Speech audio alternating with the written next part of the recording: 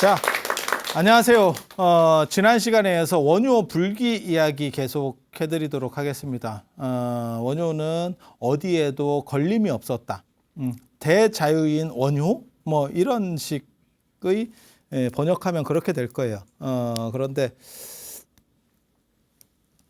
자유인이고 싶어서 자유인인 건지 자유인이 될 수밖에 없었는지에 대해서는 또 생각을 조금 해봐야 돼요. 그리고 시대적 배경과 관련해서 지난 시간에 제가 그 얘기를 해드렸었거든요. 자장이라고 하는 국가불교적인 사람이 하나 있었고 이 양반이 불교 세력을 리드하다가 결국 김유신, 김준추한테 밀려나게 됐다. 그리고 그 공백으로 이런 사람들이 대두했다. 이건 아웃사이더, 이거는 약간 인사이더 이런 식으로 대두했다. 그런데 시대적인 부분도 있어요. 그러니까 역사적인 부분도 있어요. 그건 뭐냐면 삼국통일이죠.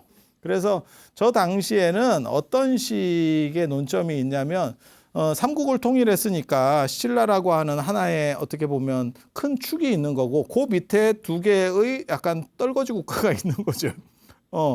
그러니까 일제강점기로 생각하면 일본이 있는 거고 밑에 조선이 있는 거지. 조선, 대만 이런 게 있는 거지. 그러면 이들이 어떻게 뭉쳐야 되느냐라는 이야기를 하게 되거든요. 왜? 그래야 얘네들이 안 빠져나가지. 얘네는 지금 차별을 받고 있는데. 그래서 일제강점기 때도 계속 나왔던 게 대동아 공영권. 동아시아가 크게 뭉쳐야 된다. 뭉쳐야 된다. 동아시아 누가 끝까지 뭐 동아시아라는 단어는 없다. 뭐 이렇게 얘기하는데 동아시아 책도 있다. 역사 책도 있다. 동아시아가 어디까지냐면 어떻게 보면 중국과 관련된 그 문화 영역을 동아시아라고 해요. 그러니까 한중일, 그다음에 몽고도 넣어요. 몽고, 베트남, 대만 정도 이렇게 동아시아. 왜냐하면 아시아가 너무 커가지고 아시아로 하나로 묶기가 애매해요. 그냥 동양이라고 하기도 좀 애매하고 이게 좀 복잡합니다. 문명은 오리엔트로부터라고 할 때 그건 서아시아잖아. 그리고 인도 문화권하고 우리는 동남아 가보면 완전히 다르잖아. 또 이게 상황이. 그리고 서아시아 쪽으로 가서 중동 가봐라. 또 완전히 이거를 하나로 묶는다는 것 자체가 사실은 불가능하죠. 그러니까 어떻게 보면 약간 그룹별로 이렇게 나누려고 하는 움직임들이 보일 수밖에 없는 거죠. 그렇잖아. 그런데 우리는 이제 몽고 들어가는 건 조금 몽고도 우리 팀인가? 베트남, 대만, 일본, 중국 우리 팀 같아. 몽고 그런가요? 물론 우리에게는 몽고 반점이 있긴 한데 몽고 우리랑 약간 좀 다른 것 같은데 아니 문화적으로 뭘 비하하고 이러려고 하는 건 아니에요. 문화권적으로 약간 다른 것 같긴. 하기사 뭐 중국도 말이 중국이지 뭐 신장 위구르 자치구 이런 데나 티베트 이렇게 가면 상황이 또 완전히 바뀌죠. 여기도 중국인가? 우리 생각하는 중국하고는 또 약간 다르죠. 한족 문화, 우리가 생각하는 한족 문화하고는 좀 다르니까. 그래서 중국 안에 뭐 티베트이 있다라고 해서 티베트 불교도 중국 아닙니까? 그럼 뭐 몽고도 다 들어가는 거죠, 뭐. 그렇게 생각할 수도 있고. 그래서 그렇게 이제 블록화해서 이야기들을 해요. 그렇게 해서 하나로 크게 뭉쳤을 때 이들을 어떻게 화해시킬 거고 그 다음에 어떠한 생각 속에서 이들이 불만 없이 따라오게 할 것이냐. 이게 지배층의 입장에서는 굉장히 중요한 거죠. 그렇지 않을까? 그래서 중국은 당나라가 들어서고 세계제국이 만들어지니까 화엄종이라고 하는 게 움직이기 시작하는 거고 다음 시간에 이제 이번 끝에쯤에 얘기하려는 어쩌나 의상 얘기할 때부터 이제 화엄종 얘기가 들어갈 건데 화엄종이 움직이기 시작하는 거고 그래서 모든 거를 다 섞어서 너네들은 다양성을 가지고 있지만 다 존중받아 마땅하다라고 하는 게 화엄 사상의 가장 큰 틀입니다. 그리고 신라가 삼국 통일했을 때 어떤 일이 벌어지느냐 원효의 화쟁 사상 싸우지 말고 서로 이렇게 하지 말고 잘해보자. 내가 화쟁 이런 단어 별로 안 좋아하는데 그런 식이 약간 개념이 불투명한 사람들끼리 서로 좋은 게 좋은 거 아니냐로 가기가 쉽다라고 우리는 생각해서 나 그런 거 별로 안 좋아하는데 원효는 왜 그걸 주장할 수밖에 없었느냐? 그러면 백제하고 신라를 어떻게 묶을 건데? 고구려 백제 신라를 어떻게 묶을 건데? 그럼 그들을 계속 차별했을 때 신라가 부담해야 될, 쉽게 말해서 전쟁 후 비용이 엄청나게 발생해요. 우리도 그런 생각하잖아. 북한하고 통일되면 참 좋을 것 같긴 한데 통일 비용을 어떻게 감당할 건데. 아니 그 생각은 다 하잖아. 예전에는 우리의 소원은 통일이었는데 꿈에도 소원이 통일이었잖아.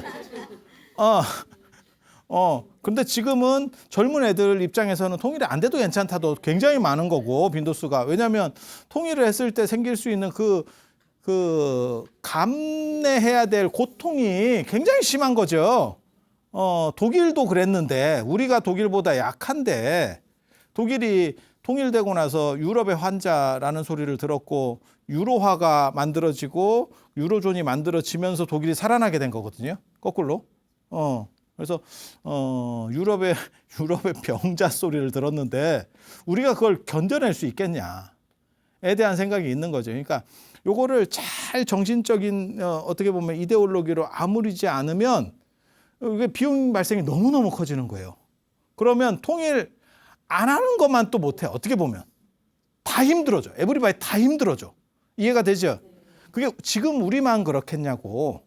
신라가 삼국통일하고 났을 때도 단타적으로는 이익이에요. 그러니까 저쪽 거를 그냥 털어서 통일을 안 하고 그냥 우리 신라만 계속 영토를 가지고 있는 거야. 그리고 저쪽 거를 뺏어서 우리만 들어오면, 그러니까 당처럼 하면 돼. 그게 오히려 편할 수도 있어. 당은 어떤 선택을 했냐면 직접 지배를 안 하고 그냥 털어오는 거죠. 털어서 당으로다가 해서 사람 좀 잡아오고 이렇게 해서 싹 빼버리는 거죠. 핵심만, 노린자만. 근데 신라 입장에서는 지배를 하려고 하잖아. 그러면 생각이 다르죠. 그래서 제가 그 얘기 예전에도 했었는데 왜 당은 힘들게 고구려를 깨고 빠졌느냐. 그게 이익된다라고 생각한 거라니까. 당 입장에서는. 우리 지금 생각에서는 당연히 지배하는 게 이익이지. 그거는 지금 네 생각인 거고. 그때 당의 판단은 달랐던 거예요. 빠지는 게 오히려 이득이라고 한 거예요. 네. 그리고 그렇게 되는 이유는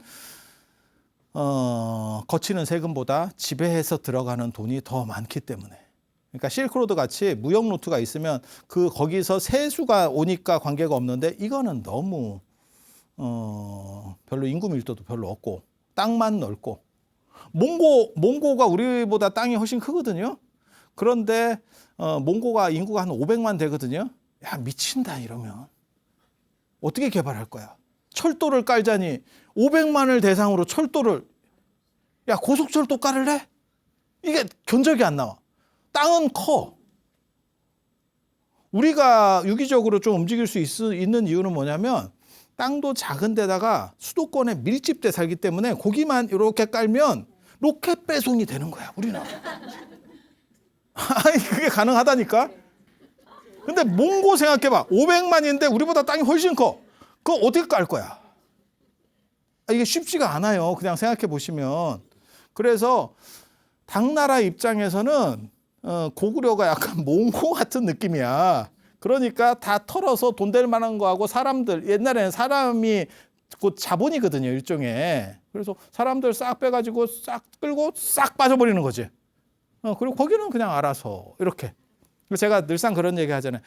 이게 동북 쪽에 우리나라 위에 고구려 땅 그 근처에서 계속 유목민들이 일어나는데 그거를 중국이 좀 간과하는 거예요. 그거는 돈이 좀 들더라도 내가 중국 같았으면 나 같으면 직접 지배로 갑니다. 돈은 들어. 하지만 거기에서 자꾸 이상한 놈들이 일어난다니까. 그러니까 요 나라, 금나라, 뭐 청나라 다 그쪽에서 일어나는 거예요. 그러니까 이런 경우는 돈은 안 되더라도 안정을 위해서 투자를 해야 돼. 우리가 마치 국방비 함부로 못 줄이는 것처럼. 국방비를 줄여서 복지비로 쓰면 개꿀이죠.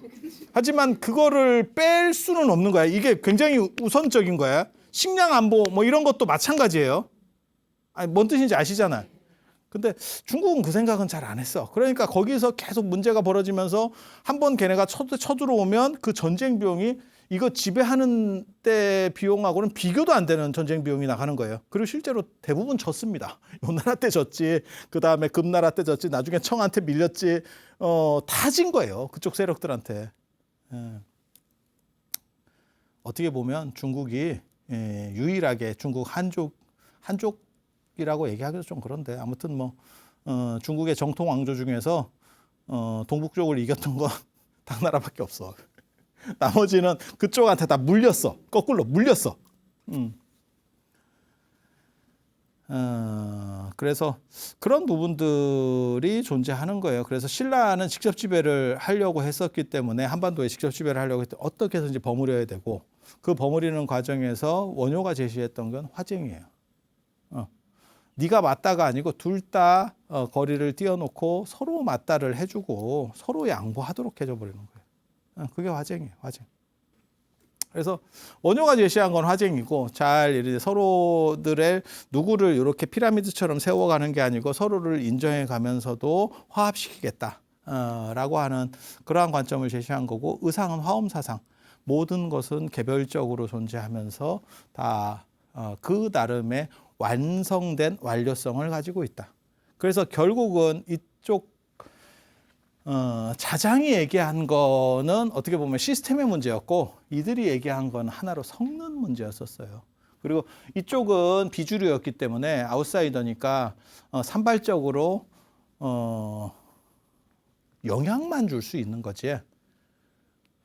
저런 스타일의 사람들에게 네가 만약 진짜 큰 자리를 줄 테니까 네가 직접 그 책임을 지고 한번 총대 메고 해봐 이러면 하기 쉽지 않아요.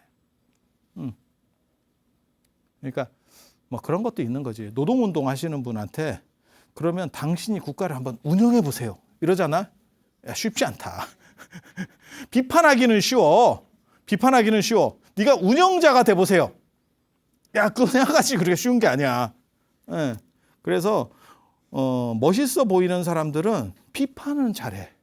그런데 대안이 있냐에 대해서는 또 생각을 해봐야 돼. 그래서 원효는 약간 비판적인 사람이고 그러니까 더 멋있어 보이는 거야. 왜? 아무 말이나 다 해도 돼. 비판자는 세게 말할 수 있는 권리가 있어요. 비판만 하면 되니까.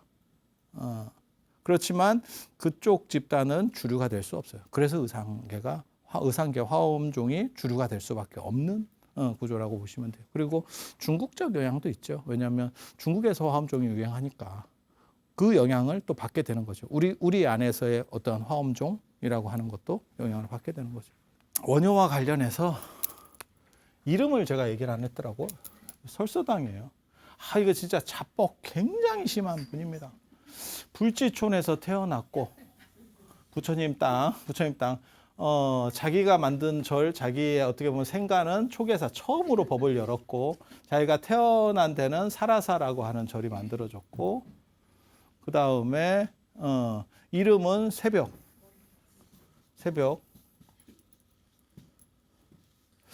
원효라고 해야 될지 시단이라고 해야 될지 모르겠어. 이걸 또 다른 말로는 원단이라는 표현도 가능하거든요. 원단. 정월 초하루의 첫 해.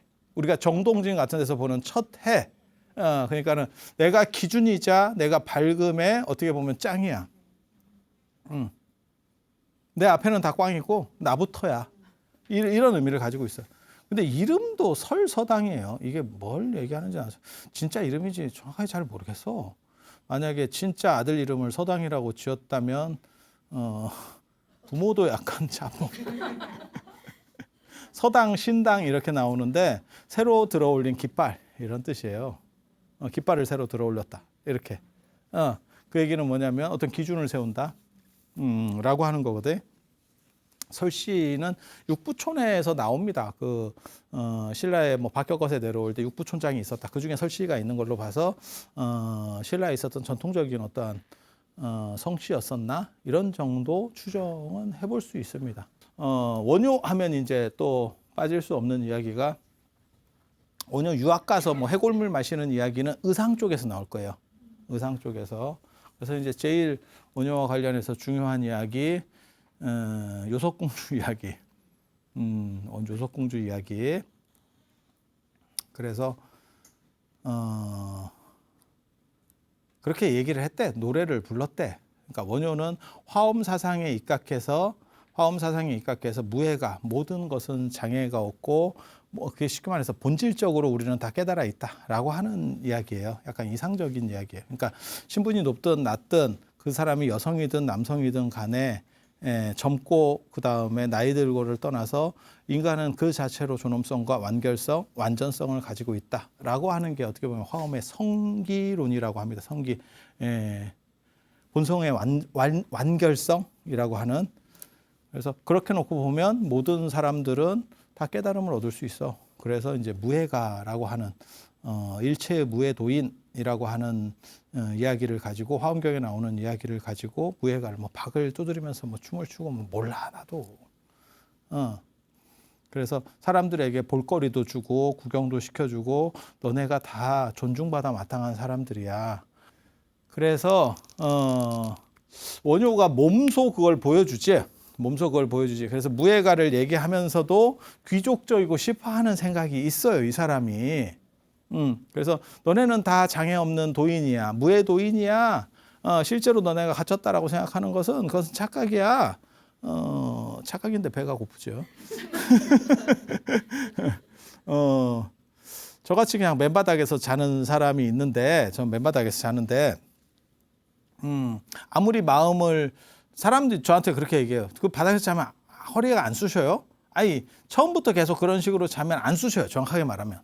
쑤신지 잘 몰라. 제가 늘상 얘기하는 거 있잖아요. 운전면허가 없으면 불편하지 않으세요? 처음부터 계속 없었기 때문에 불편한 걸 잘 몰라요. 그렇게 되는 거야, 이게. 그런데, 아무리 그렇게 생각해도, 그러니까 생각으로 안 쑤셔요라고 생각한다고 해도 쑤시는 건 쑤시는 걸 거야. 단지 나는 그 쑤시는데 익숙해져 있는 거야. 차가 없으면 불편하지 않습니까? 불편한 게 맞을 겁니다. 단지 그 편리함을 정확하게 인지하지 못하고 있는 거예요. 아니, 그렇지 않을까? 그런 거지. 맨날 여러분 어렸을 때 맨날 그 콩자반하고 김치만 계속 이렇게 도시락 반찬으로 먹었을 때 그게 괜찮았다니까. 하지만 지금 만약에 그것만 먹고 살아라라고 도시락을 싸주면 아니 그렇잖아. 이미 그 상황으로는 못 돌아간다니까. 이게 불가역성이야. 불가역성. 다시 그 상황으로는 못 돌아가. 그래서 원효는 무해가라고 하는 어떻게 보면 하급의 보편편중을 얘기하면서도 동시에 뭘 얘기하려고 뭔 행동을 하냐면 저 얘기를 하는 거지. 누가 자루 없는 도끼를 줄 거냐? 그럼 내가 하늘을 떠받치는 도끼예요. 도끼가 이렇게 생겼거든. 그리고 보통은 이렇게 해서 이렇게 된 거잖아. 요걸 달라는 거예요. 요 자루 없는 요거. 그러면 옆에서 보면 이렇게 구멍이 뚫려 있고 뭐 이렇게 되겠지. 그렇게 해서 저걸 주면 내가 하늘을 떠받칠 기둥을 깎겠다. 라고 얘기하는데 이게 전통적으로 그런 쓸데없는 소리들이 있어. 여성의 성기랑 관련해서 박쥐 같다. 그 다음에 도끼 자국 같다. 뭐 이런 여러 가지 이야기들이 있어. 그런 거를 암시하는 거예요. 그리고 저거를 노래를 부르고 다녔대. 그러니까 나는 원효에 대해서 약간 의심하는 것 중에 하나는 뭐냐면 이 사람이 신분 컴플렉스가 있어.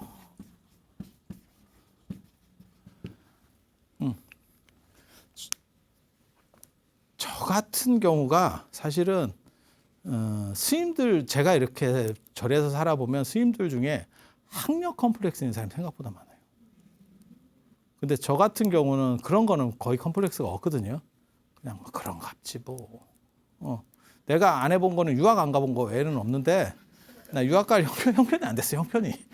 그리고 나는 의외로 학력이나 이런 데 크게 관심을 안 가져요. 그러니까 사람을 봤을 때 제가 뭐 잘 안 물어보냐면 당신 어디 사람입니까? 직업이 뭡니까? 그 다음에 무슨 뭐 학교 어디 나왔습니까? 이런 걸 안 물어봐요.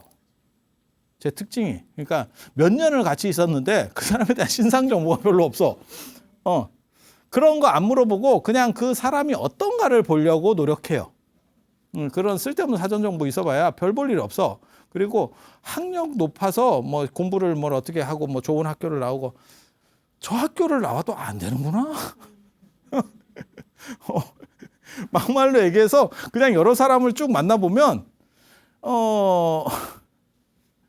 야씨 그런 좋은 학교 나오지 말고 그냥 상고 나와 상고. 그게 나. 아니야 부려봐 사람을 써봐. 그리고 그런 애들이 또 능력도 안 되는데 내가 어느 학교를 나왔어는 또 해갖고 내가 이런 걸 해야 됩니까? 또 이런 거는 또 더럽게 말도 진짜 많거든. 사람마다 좀 다른데 저 사람은 신분 컴플렉스가 있어요. 그게 자뻑으로 나타나는 거고, 하나가 자뻑 증세로 나타나는 거고, 하나가 무예가로 나타나는 거예요. 무예가에서 민중의식을 높인다는 게 뭔 뜻이냐면 임금이나 쉽게 말해서 귀족이나 진골, 성골이나, 성골은 그 당시 없지. 진골이나 진골 귀족들이나 임금이나 너네나 다 같은 거다. 쌤쌤이다. 이렇게 얘기를 왜 하겠어? 내가 밑에 있으니까. 내가 밑에 있으니까. 그렇게 얘기하는 거야. 그렇게 얘기했으면 지가 그런 쪽으로 실천을 하든지. 그런데 자기는 또 어떻게 하느냐? 신분 상승을 또 하려고 또 이게 약을 팔죠. 그래서 누가 자루 없는, 나무 없는 도끼를 주겠느냐, 도끼자루 없는 도끼를 주겠느냐, 빌려주면 내가 하늘을 떠받칠 기둥을 깎아보겠다. 그걸 계속 불고 다녔는데 사람들이 못 알아들었는데 이게 어떻게 보면 그 당시 은어예요. 은어. 근데 태종무열한 김춘추가 진짜 머리는 좋았나. 그리고 저 얘기를 전쟁해야 되고 지금 이러는데 왜 저런 얘기를 듣고 있는지도 모르겠고 딱 듣더니 저게 여자하고 어떻게 해보겠다는 뜻이다. 간파를 했대잖아. 그래서 그 얘기를 제가 얘기하잖아. 선덕여왕 때 보면 그 옥문지 사건이 있어요. 거기 보면 영묘사에 개구리가 우니까 선덕여왕이 뭐라고 판단하냐면 그게 옥문지에 있는 절이거든요. 아니 옥문지에서 개구리가 우는 거죠. 그러니까 이제 군대 성난 개구리라고 하는 것은 남성을 상징하는 거고 옥문이라고 하는 거는 여성을 상징하는 거다. 그래서 거기서 울면 좀 있다가 죽을 거다. 이게 남자는 오래 못 간다. 뭐 이런 성적인 얘기예요. 내가 진짜 자세하게 얘기를 못 해줘. 알아서 들어, 알아서. 그래서 백제 군대는 곧 끝날 거다. 이걸 대전에서 이 양반이 얘기했다라고 나온다니까, 신하들하고. 그 얘기는 뭐냐? 아, 이게 19금이 일반화된 사회였었구나, 신라가. 그리고 임금이 저걸 간파하잖아, 지금. 저걸 저렇게 떠들고 다니. 만약에 예를 들어서 저게 조선시대였잖아요. 이겁니다. 이겁니다. 원효가 신통을 보여서 붙여야 될 상황이 벌어질 거예요. 그렇게 해가지고 그래서 요석궁에 혼자 사는 그 공주인지 뭔지 뭐 모르겠는데 뭐 여자가 있어서 이렇게 하려고 했대잖아. 그래서 그쪽으로 이렇게 해서 어떻게 좀 해봐라. 뭐 똑똑한 사람이 나오면 신라에 도움이 되는 거 아니야? 그렇게 나온 똑똑한 사람이 설총이에요. 그렇게 해서 했는데 스토리도 되게 재밌잖아. 사천이라고 하는 모래가 이렇게 흘러가는 그게 어디냐면 제가 경주를 잘 알아서 그러는데 거기가 경주박물관 바로 옆에 그 월정교에 있는 그쪽이거든요. 월정교에 있는 쪽인데 그 사천이라고 하는 게 모래사자인데 아마 저는 거기서 사금이 나왔을 거라고 생각을 해요. 사금이. 그리고 실제로 예전에 많이 나왔어요. 지금도 생각보다 나옵니다. 왜 안 캡니까? 이렇게 물어보는 사람이 있거든. 사는 게 싸지. 나오는데 사는 게 싸다. 내가 얘기했잖아. 동해안에 파면 기름 나온다니까. 사는 게 싸다. 나오는데 사는 게 싸. 이게 말이 됩니까? 말 되지. 우리가 직업 같은 것도 다 그렇게 하는 거잖아. 선택을 그렇게 하는 거잖아. 노동량 대비 이거는 돈이 안 나오는 건 아니야. 하지만 노동량 대비 이게 너무 좀 단가가 낮으면 바꾸는 거죠. 마찬가지죠. 그래서 세상이 다 그렇지 뭐. 전기차 지금 잘 안 팔리는 어쩌네 하는 이유도 마찬가지 아니에요. 배터리 값 비싸고 중고차 팔 때 너무 좀 그렇고 생각보다 여름에 무슨 뭐 전기로 에어컨 돌리면 너무 빨리 꺼지고 뭐 어쩌고저쩌고 이런 거 나오니까 가격 대비 원래는 그거 하나 사면 좀 비싸게 사더라도 연료비가 절감이 되니까 이익 아니에요? 라고 생각했는데 까보니까 아직까지는 기술이 거기까지 안 올라온 거지. 그러니까 사람들이 그럴 바에는 가솔린 그냥 휘발유차를 타겠다라는 쪽으로 지금 바뀐 거잖아. 아니 맞잖아. 예. 언젠가는 글로 가겠지. 기술이 더 발전해서 그 부분을 다 해소할 수 있다면. 내가 그런 거지. 그래서 저기 사천인데 되게 재밌는 게 또 다른 이름이 문천이에요. 문천. 근데 가보면 알아. 그게 모기 문자거든. 모기가 많았을 것 같아. 가보면 풀숲이나 이런 걸 딱 보면 그러니까 저 공식 명칭은 사천인데 모래 하천인데 그러니까 모래가 이렇게 금빛 모래가 쫙 있어. 금도 나왔을 거라니까. 그런데 이제 속칭은 모기천이야. 그 하천이 있어 보면 알아. 저도 그런 쪽에 사는데 울산에 그런 쪽에 사는데 뭐 산책로 만들고 뭐 이렇게 아무리 잘해놔도 있잖아요. 모기 많고요. 그다음에 바퀴벌레 이따시만한 거 날라와요. 그게 집 바퀴가 아니고 날아다니는 애들입니다. 그 밤에 이렇게 해질녘에 애들이 비행을 합니다. 이만합니다. 그리고 애가 약간 굼떠요. 이게 집에 사는 애들, 작은 애들은 더럽게 빠르거든. 이렇게 하는데 얘는 뭐 이렇게 해서 약간 아니 그럴 수밖에 없는 게 얘는 풀에 살았다니까. 그래서 풀에 사는 애들이 인간같이 빠른 반응 속도를 못 보여요. 그리고 은폐되어 있는 애들이고 그래서 동작이 느리다니까. 제가 그 얘기 하잖아. 모기도 집모기하고 그 산모기 다른 이유가 산모기는 동물을 무는 쪽으로 발전했기 때문에 동물은 물었을 때 손으로 이렇게 때릴 수가 없다니까. 그러니까 그리고 가죽은 두껍고 그러니까 시게 무는 거고. 그래서 우리가 산모기한테 걸리면 진짜 뭐 엄청나게 커진다니까. 그런데 집모기들은 그렇게 하면 사람이 다 때려서 잡은 거예요. 그래서 살짝 무는 애들만 남은 거야. 그렇게 진화한 거라니까. 그러니까 똑같은 애들이었을 거야. 처음에는 산모기, 집모기가 같은 애들이었는데 이쪽은 사람이 세게 무는 애들은 다 때려잡은 거야. 한 2000년에 걸쳐서. 그러니까 여기는 순한 애들만 살짝 이렇게 살짝 빨대 올리는 애들만 살았고 저쪽은 지학스럽게 무는 애들 사는 거야. 왜냐하면 멧돼지 뚫어야 되는데 살짝 물면 뚫리겠어? 그러니까 그런 애들은 굶어 죽었겠지. 살짝 무는 애들은. 그리고 시게 무는 애만 하고 그러다가 요즘 이제 들어서 사람들이 뭐 둘레길 올레길 하면서 오니까 이건 뭔가요? 회전초밥인가? 이러면서 지금 무는 거 아니야. 이게 여기서 물어야 되나? 이러면서 쭉 나오는 거 아니오. 저희가 교동이에요, 교동. 향교 있다 그래서 교동인데 저희 예전에도 뭐 학교가 있긴 있었는가 봐요. 나중에는 이제 경주 향교가 유명하거든요. 근데 그 요석궁 그쪽에 다리에서 일부러 떨어졌대. 근데 그 높은 다리가 있고 그 월정교 같이 높은 다리가 거기 떨어지면 잘못하면 죽어요, 사람.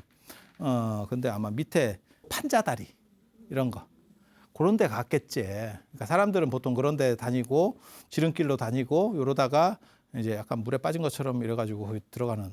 그래서 이거 굉장히 재밌어요. 그래서 자기가 어떻게 보면 신분 상승을 하는 건 아닌데 높은 사람들 신분과 약간 연결하려고 하는 뭐 그런 문제들이 벌어지는 거죠. 그래서 요석궁 사건도 신분 컴플렉스가 굉장히 작동하는 것 같아요. 신분 컴플렉스가 굉장히 작동하는 것 같아요. 그리고 이제 결국은 거기서 이제 파괴를 하고 그리고 자기를 소성거사라고 하거든요. 소성거사. 소성이 비루하다라는 뜻이에요. 내 본성은 비루하다라고 하는 거예요. 그리고 또 다른 데는 복성이라고도 나와요. 난 소자보다도 하나가 더 없다. 더 떨어진다. 그래갖고 거사.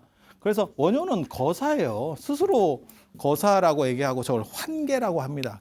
계율을 내가 받았지만 나는 더 이상 출가 신분을 유지할 수 없어서 쉽게 말해서 속퇴하겠습니다. 라고 신고하는 거예요. 제가 원효를 비판할 때 뭐라고 얘기하는 거냐면 원효 자체가 문제는 아니고 원효를 빨아주는 사람들을 비판할 때 그렇게 얘기하는 거죠.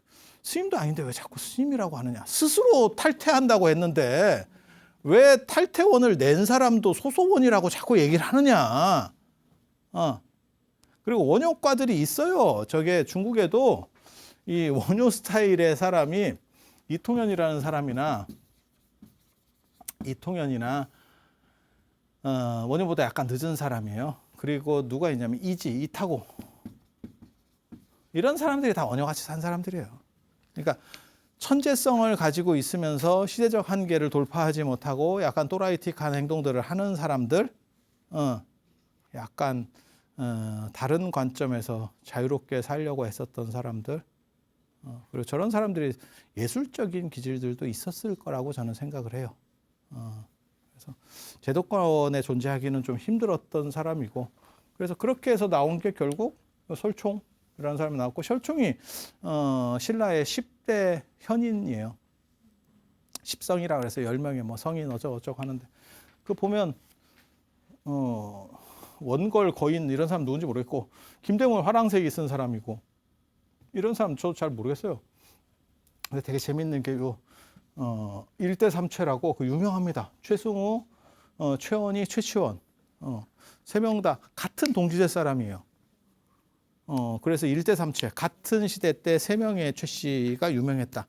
다 빈공과 출신입니다. 당나라에 가서, 당나라는 대하씨라고 하는 저 선비족이 중심이 되는 국가거든요. 그래 팔주국 체계 뭐 이런 것들이 있고 관농 집단 이런 얘기가 나오는데, 그런데 이 당나라 같은 경우는 유목민들이 내려와서 만들다 보니까 한족 국가가 아니에요. 그래서 능력제 사회를 지향을 해요.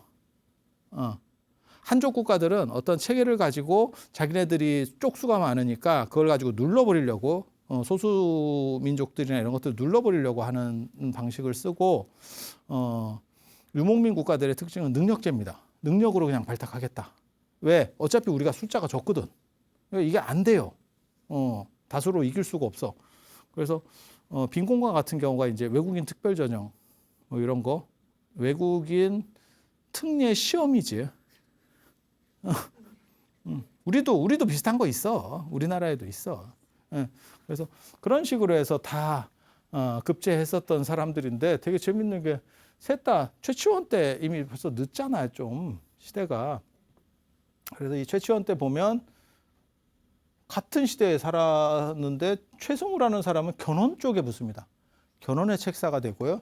최원희는 왕건 쪽에 붙습니다. 최치원은 신라 쪽에서 이렇게 뭐 좀 하려다가 너 됐고요. 이러니까 그냥 약간 미친놈처럼 살다가 끝난 거죠. 최치원도 어떻게 보면 아웃사이더가 된 거죠. 그래서 이름은 알려지기로는 최치원이 제일 널리 알려졌지만, 실제로 누가 제일 셌냐면 딱 보면 알죠. 이쪽이죠. 이쪽이죠. 야, 줄이 좋잖아. 왕건 쪽에 붙었잖아. 왕건 쪽에. 그래서 그런 이야기가 있는데, 저거를 신라 10성이라고 하는데, 10명의 성이라고 하는데, 몰라. 그걸 누가 규정했는지를 잘 모르겠어. 신라 입장에서는 나 저렇게 규정하고 싶지 않거든. 왜? 야, 이거 우리 팀 아니잖아. 이거 우리 팀 아니잖아. 그래서 그 중에서 아무튼 설총이 어떻게 보면 가장 대표적인 사람이에요. 설총과 최치원이 가장 대표적인 사람이다라고 볼 수 있고, 그래서 설총이 뭘 만들었냐면 이두를 만들었죠. 이두.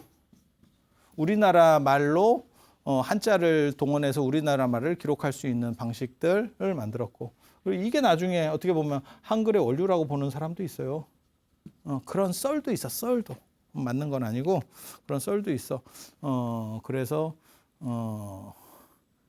한글을 불교가 만들었다라고. 한글을 누가 만들었느냐? 세종대왕이 만들었다. 그 원류에 설총이 있다. 설총을 누가 만들었느냐? 원효가 만들었다. 예, 아니 그냥 쓸데없는 소리입니다.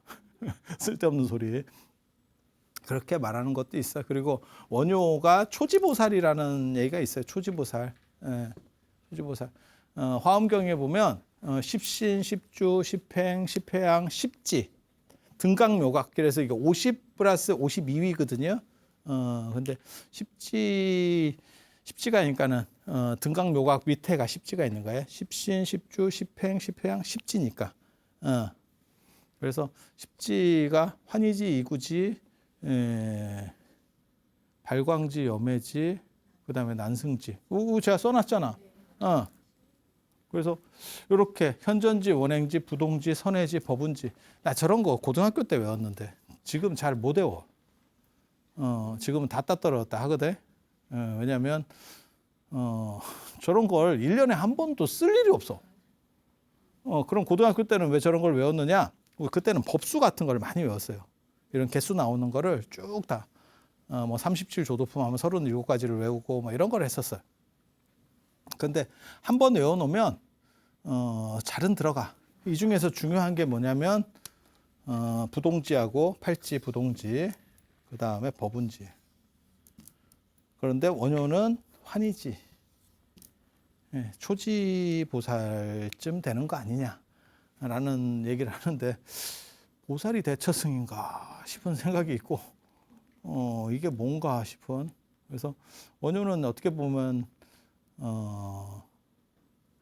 이 사람들하고 거의 똑같아요. 제가 보기에는 이게 원효랑 같은 과거든요. 다들 자뻑가고 그 다음에 베스트셀러 작가예요. 그리고 시대적 한계를 넘어서려고 노력했었던 사람들, 그리고 그거를 약간 미친 짓으로 승화시켰던 사람들이에요. 그리고 원효와 관련해서는 이제 사실은 요 얘기 해야 되는데, 금강산맥경론, 그 다음에 대승기신론소, 별기. 예, 원효에 어떻게 보면 원효가 여러 가지 책들을 썼지만 실제로 가장 주된, 어떻게 보면 가장 뜬 책. 원효와 관련돼서 다음 시간에 저런 이야기 잠깐 해드리고, 원효가 신분제와 관련해서 황룡사에 들어가서 사건 벌이는 얘기도 잠깐 해드릴 수 있도록 그렇게 하겠습니다. 자, 들어주셔서 감사합니다. 감사합니다.